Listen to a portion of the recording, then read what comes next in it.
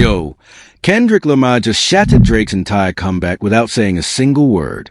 Aubrey Drake Graham just dropped 3 albums in one night, lit up the whole CN Tower like a supervillain, spent damn near every track talking about K-Dot. And the response? Nuclear silence. The man ain't tweeted, ain't posted, ain't blinked. And brew, that silence is louder than any diss track in hip-hop history right now. Drake really thought this was a move to win back his legacy. Before we get into it, subscribe, don't miss it. Nah.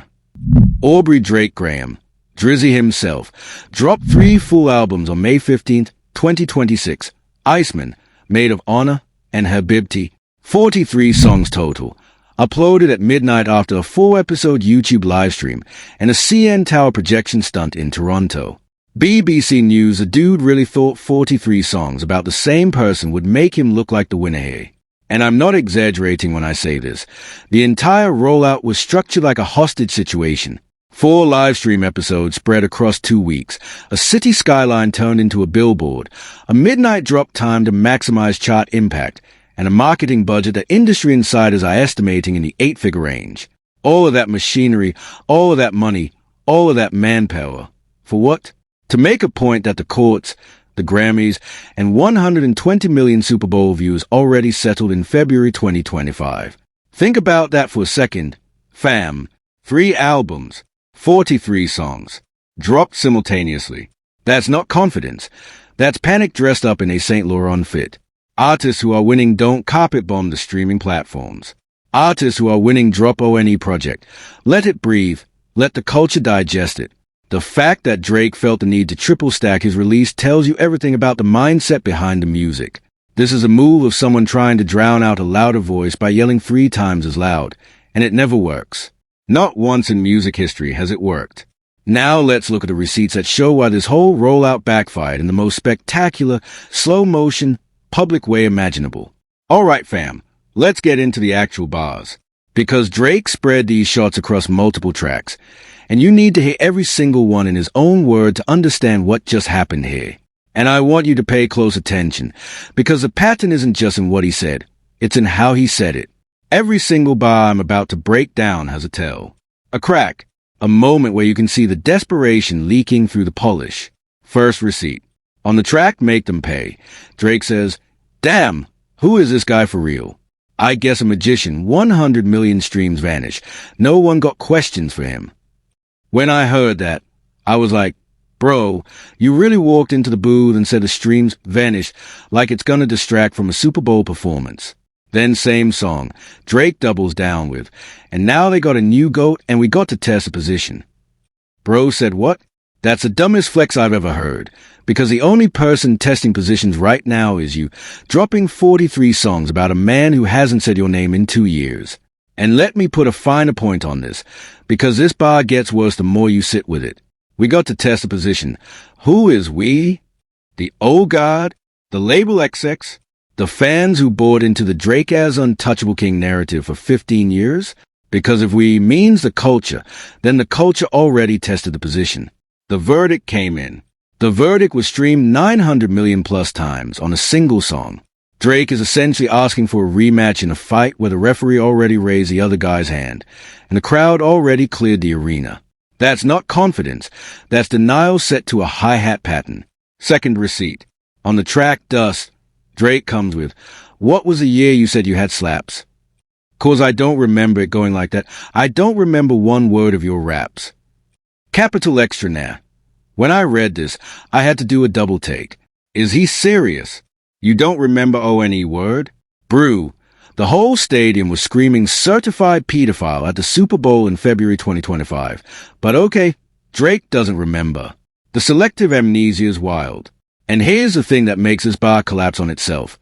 If you don't remember ONE word of Kendrick's raps, then why are you dedicating 43 songs of response material to him?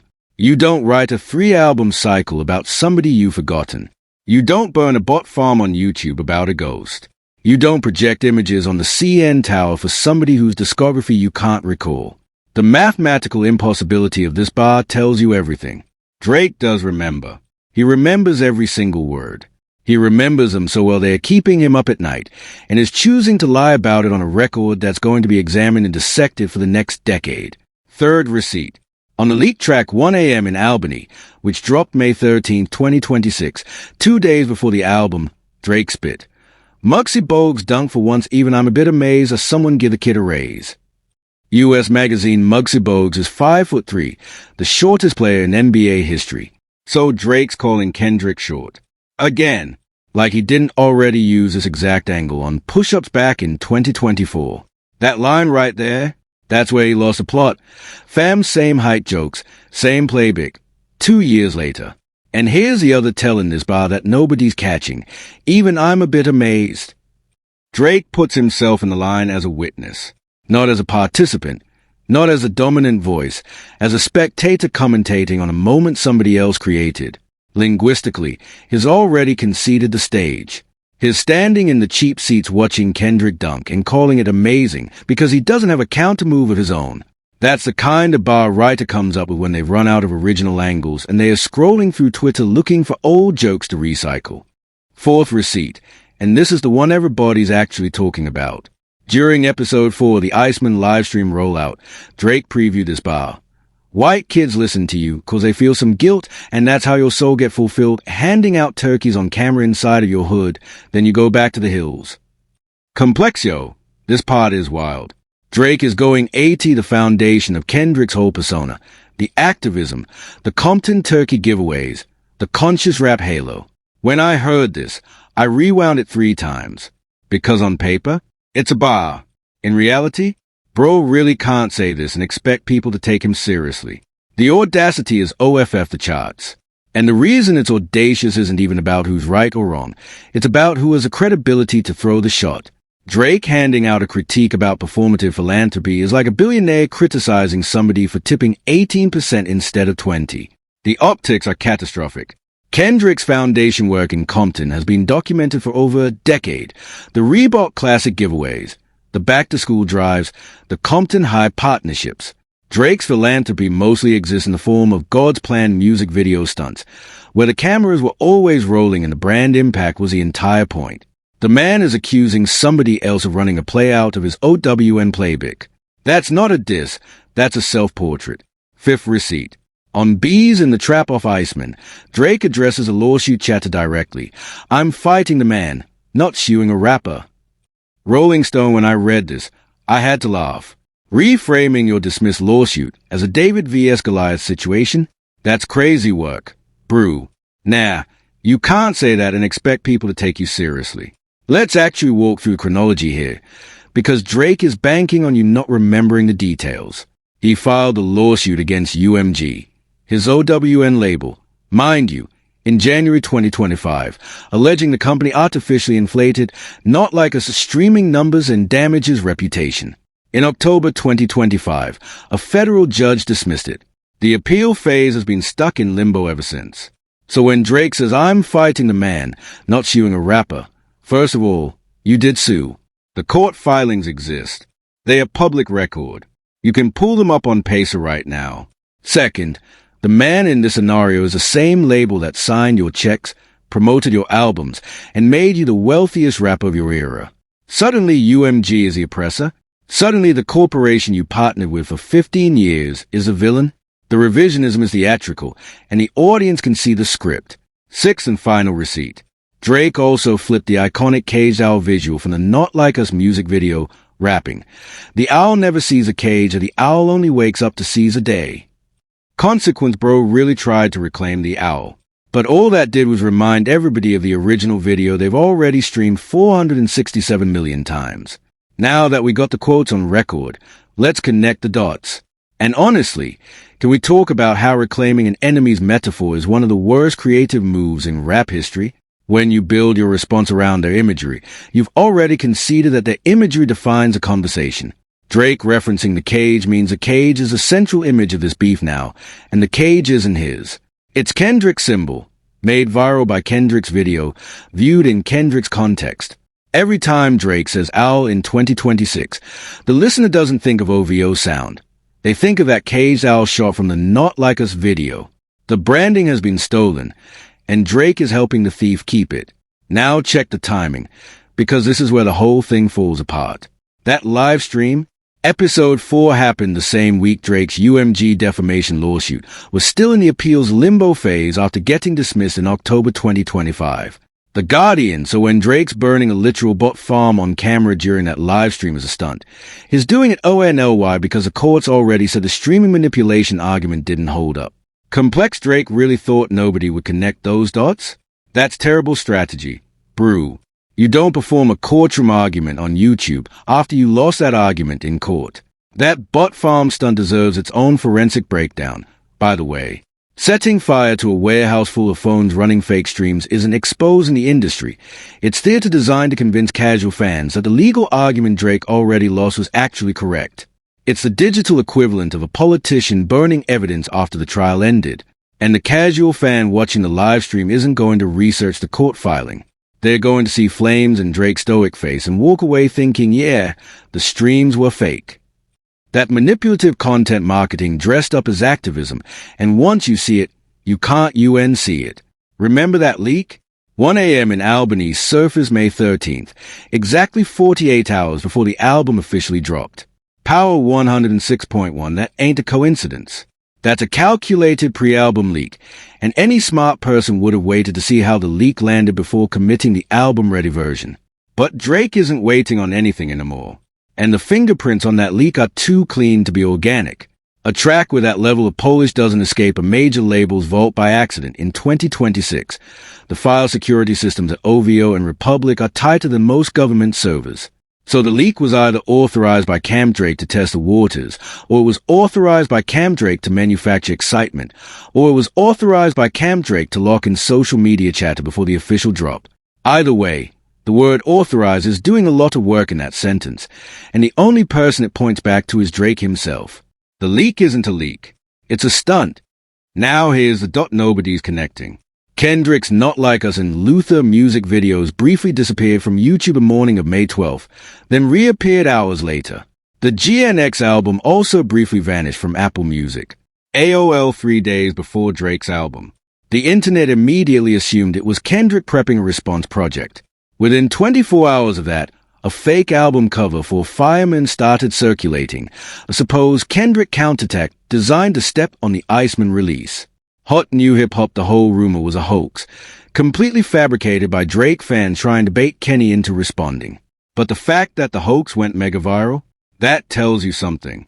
The culture is so primed for a Kendrick response that they'll invent one. Pause on that for a second. The culture invented a Kendrick album to compete with Drake's real album. The fan-made cover art went so viral it ended up on news segments. Hip-hop podcasts spent entire episodes speculating about a Fireman track that doesn't exist. That is the wildest cultural indicator you'll see this decade. The audience would rather believe in a fake Kendrick response than acknowledge a real Drake release. Even when Drake actually drops new music, the demand is for the imaginary version of his rival's reply. The market is telling Drake something with its preferences, and the message isn't kind. Now zoom out on the relationship timeline. These two were brothers in 2011.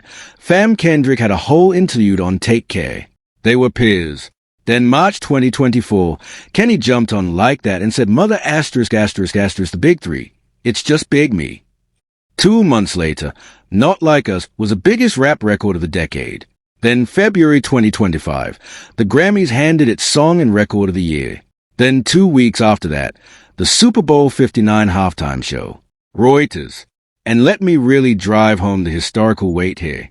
There's no precedent for what happened between February 2024 and February 2025.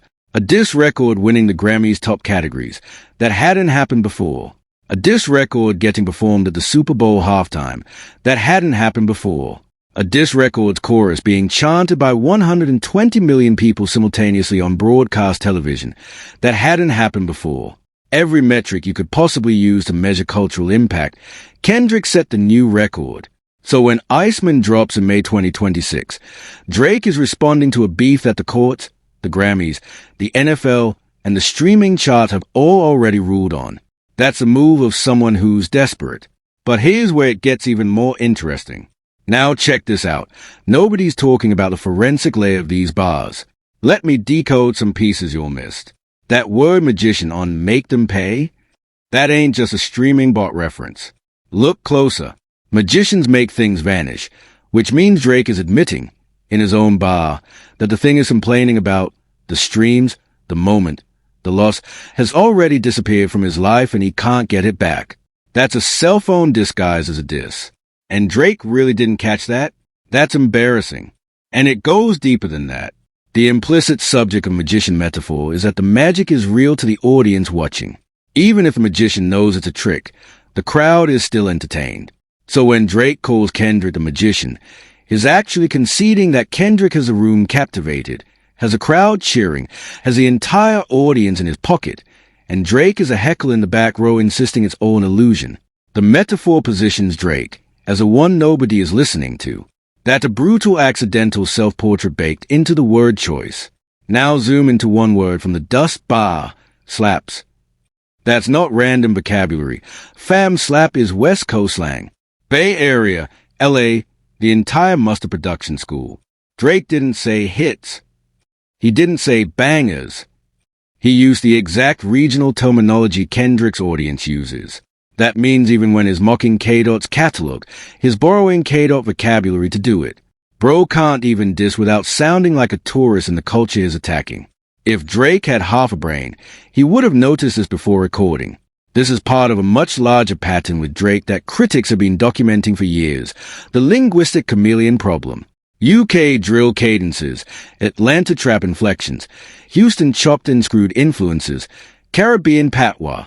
Drake has been accused of code switching across regional sounds for over a decade. On a song designed to attack Kendrick's regional authenticity, deploying Kendrick's regional slang is the most self-defeating possible move. It's like robbing a bank using the bank's own pens. You've literally signed the receipt of your own theft. The bar incriminates itself before it even leaves Drake's mouth. Forensic layer on the white guilt bar. The specific phrase, go back to the hills.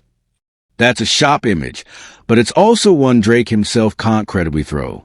Drake lives in a $100 million mansion in Bridle Path. He literally goes back to a bigger hill. That's a problem with Drizzy. He doesn't read his own bars from the audience's perspective.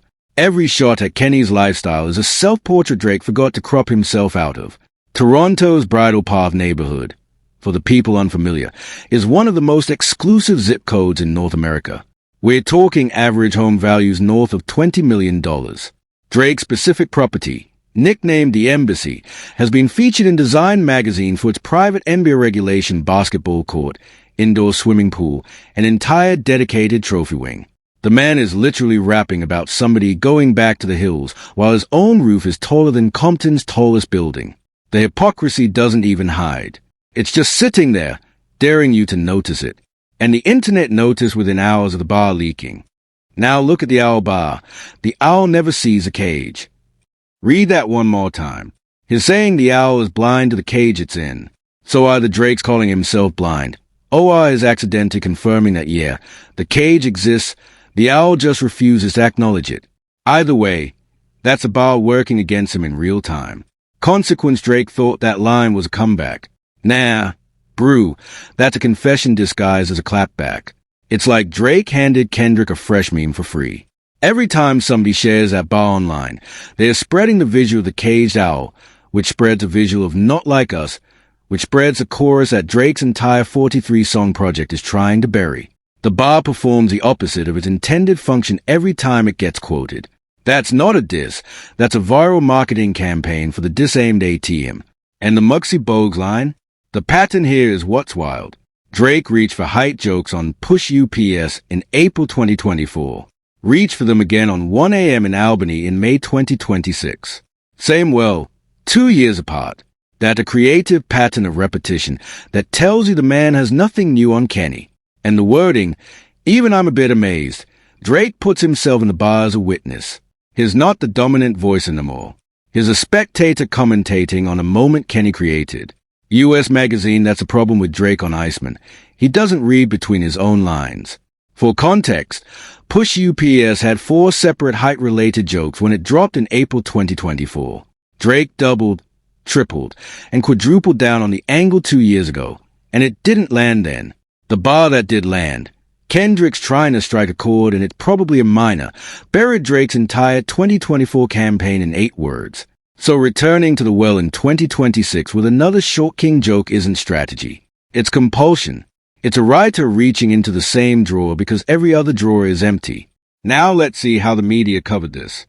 Here's where it gets spicy, because the major outlets are not framing this the same way. Rolling Stone framed Iceman as Drake unloading his pent-up frustration. That's literally their words. Rolling Stone noticed the framing. Not winning the battle. Not reclaiming the throne. Unloading frustration. That's the language you use when somebody's venting, not conquering. Rolling Stone basically called Iceman therapy without saying therapy. And that's an establishment outlet. Fam Rolling Stone has historically been one of Drake's most favorable major media homes. Cover stories, glowing reviews, generous best of placements.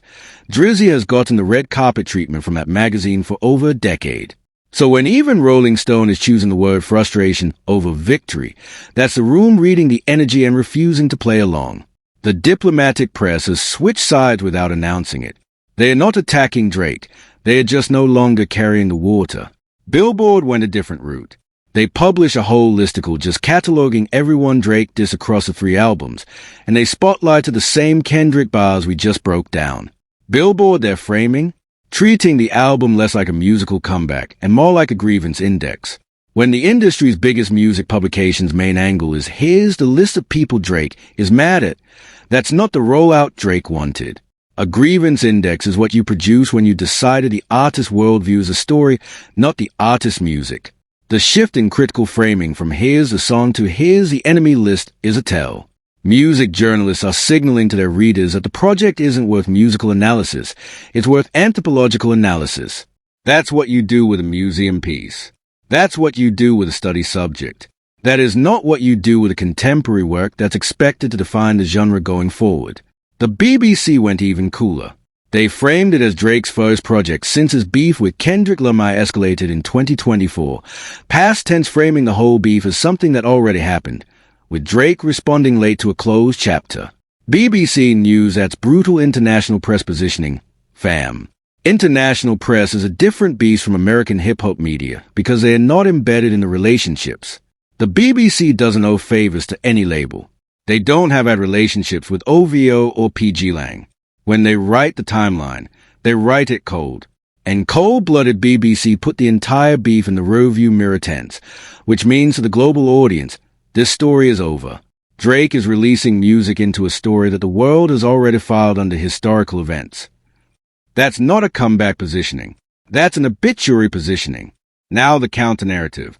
Some Drake fans are saying the bars are actually fire, that he's rapping better than he has in years, that Iceman is technically a stronger album than anything Kenny's dropped since GNX.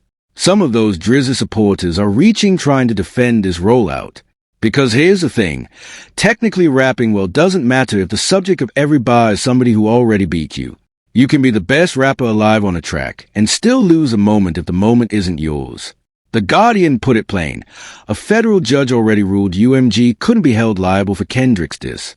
The Guardian, the media trying to spin this for Drizzy, but the receipts don't lie. But here's what nobody is saying. Here's what nobody is talking about. Fam.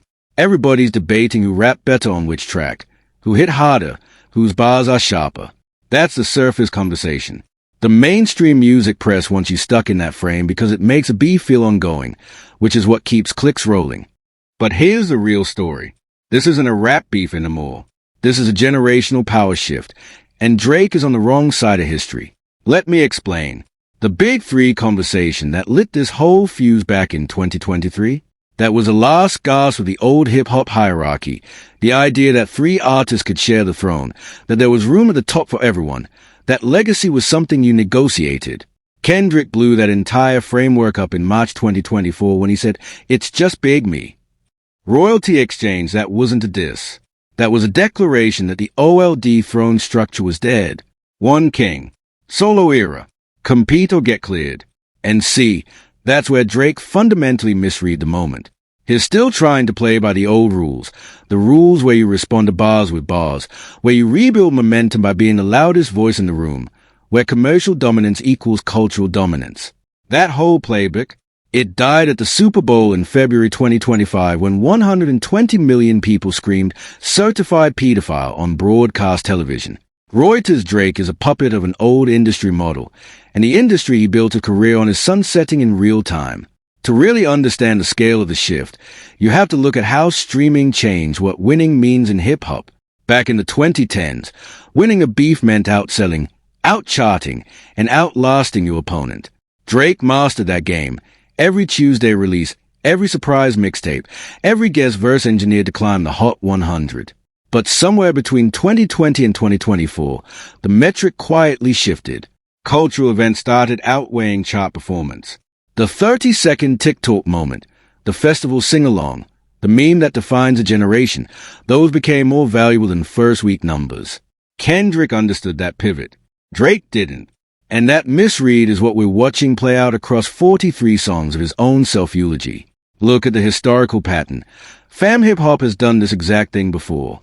There's always a moment where the established king refuses to step aside, doubles down, drops the "I'm Still Here" album, and every single time, that album becomes a receipt for their decline, not their resurrection.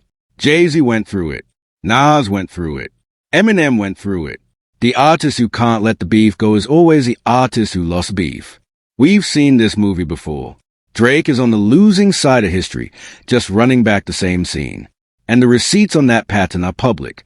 Jay-Z's Kingdom Come in 2006, meant to be the "I'm back" statement, is now widely considered his weakest project. Nas had the same problem in stretches of the late 2000s.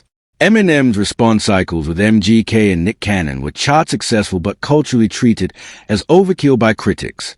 The pattern is universal in this genre. When the king starts explaining why he's still the king, the throne has already left the building. Drake is at that exact stage of the cycle. The only thing he can do to escape it would be to stop, to let the moment cool, to release something that doesn't mention Kendrick once, to compete on creativity rather than reaction. He's chosen the opposite. He's chosen 43 reactions in one weekend. And here's a bar that nobody wants to say out loud. Drake represents the OLD god that the culture is done with. The blog era, the streaming era pop rap, the meme records, the chart-topping crossover formula. All of that is a 2010 sound. Kendrick represents what comes next, artist as institution, performance as protest. The Super Bowl stage is a platform for political statement. That's not even the same job description anymore. Drake is playing checkers while Kenny is rewriting the rulebook for chess. This is Drake's desperate attempt to stay relevant in an era that's already moved past him. Think about what artist as institution actually means in 2026. Kendrick isn't just dropping albums. He's running a multimedia creative company that produces music, film, fashion, and brand campaigns. His Super Bowl performance was choreographed like a Broadway production with political layers buried in every staging cue. The Crip walking moment, the Samuel L. Jackson narration, the American flag formed by dancers, every visual was designed to be unpacked for years. That's not entertainment. That's statement-making. Meanwhile, Drake's Iceman Rollout's biggest visual achievement was projecting his own album cover on a tower he's been associated with for 15 years. The ambitions aren't even in the same league. Now here's a psychological warfare layer. Remember those hype bar from earlier? The Muggsy reference, the recycled push UPS angle? Kenny anticipated those. When you go back to GNX's whacked-out murals, K-Dot was already framing the entire situation as legacy work, talking about history, his place in it, who shows up for him and who folds. Wikipedia, he never had to address Drake personally because he was already operating on a different battlefield. Every move Drizzy makes is predictable because he's reacting to a war that ended 18 months ago. Kenny is fighting for cultural permanence.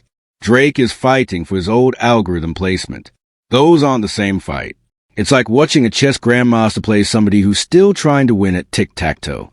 The grandmaster moved past a simple framework so long ago that the opponent doesn't even realize the rules have changed. Kendrick's whacked-out murals wasn't a Drake response. It was a context-setting piece that quietly placed Drake outside the conversation entirely. By the time Iceman dropped, Kendrick had already won the war for what hip-hop should be, and Drake was still trying to win the battle for what it used to be. Different wars, different stakes, different centuries, almost. And the authenticity angle? Forget about it. Drake's whole Iceman rollout was supposed to be his return to wartime mode, the bot farm burning, the CN Tower projection, the 3-album dump. TMZ, but every single one of those moves is performance, not substance. You don't need to freeze a tower to prove you're cold. You don't need to burn a bot farm to prove your streams are real.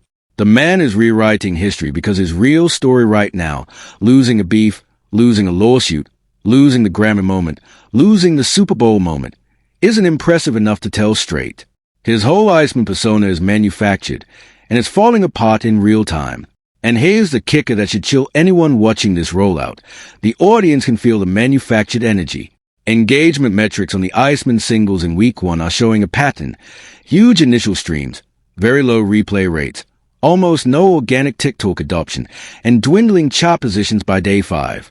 Compare that to Not Like Us, which is still generating millions of TikTok users per week in 2026. The numbers tell the same story the culture is telling. People are listening to Drake out of curiosity, but they're not living with the music.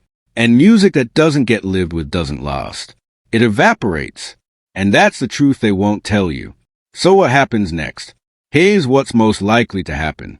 Kendrick is gonna stay silent on Iceman. No response track, no diss, no acknowledgement. The next thing we're gonna hear from K-Dot is gonna be tour footage, a new visual from GNX, or a brand new project that doesn't mention Drake by name even one time. When that happens, Iceman is gonna age into Drake's Heart Part 6, the project he wanted to use to clap back that actually just confirmed the L. The streaming numbers will spike for a week, then plateau, then quietly disappear from the cultural conversation by July. And when K-Dot finally doesn't respond, Drizzy is gonna look desperate screaming into the void with 3 albums of Kendrick references and nobody to argue back. The silence is gonna hurt Drake more than any diss track ever could. Silence as a weapon is one of the oldest moves in the book, and Kendrick has a discipline to deploy it. Strategic silence in a public conflict makes a loud party look unhinged, makes a quiet party look composed, and shift the audience's sympathy in ways no clapback can match. When Kendrick says nothing about Iceman for the next 6 months, every Drake fan trying to argue, but Drizzy went hard on that album, is going to be arguing with themselves in an empty room. The void is the response. The void is the verdict. Now, if K-Dot does break the silence, and listen, I don't think he will, but if he does, it's not going to be a traditional diss. Mark my words, it's going to be something structural. A single bar buried in an album track. A guest verse where he says one line that decimates the whole Iceman narrative. Or even bigger, an institutional move, like a film, a documentary, or a label announcement that makes Drake's entire 43-song outburst look small. If Kenny decides to engage, Drake is not ready for what's coming because we already saw what K-Dot did to him in 2024. Euphoria, Meet the Grahams, Not Like Us back to back to back. Drake doesn't stand a chance if Kenny actually decides to lift his pen again. Either way, Kenny moves, Kenny wins. And remember the precedent on that 2024 run. 3 diss records in 3 weeks, each one escalating, each one structurally tighter than the one before, culminating in a single, Not Like Us, that became the song of the decade. Kendrick's diss pen isn't a normal weapon. It's a sniper rifle attached to an entire research department. So if he chooses to engage with Iceman, it won't be loud, but it will be lethal. 1 verse, 1 feature, 1 stadium tour monologue. Game over. And Drake's team knows this, which is part of why the Iceman rollout feels so frantic. They're trying to bait a response before Kendrick chooses a time and place. Looking at the bigger picture, here's where it gets historic. Iceman is gonna get studied in 5 years as the album that confirmed the end of the streaming-era Rap King model. The whole concept of dropping massive volume to win narrative, 43 songs, 3 albums, projection stunts. That's a 2010 strategy gasping for air. Going forward, artists are gonna look at what Kenny did and copy his playbook. Quality over quantity, cultural events over content dumps, silence as a weapon. Drake is watching the culture move on without him in real time, and there's nothing he can do about it because the audience that built him is aging out and the next generation is being raised on Kenny's GNX, the Super Bowl moment, and the pop-out concert footage.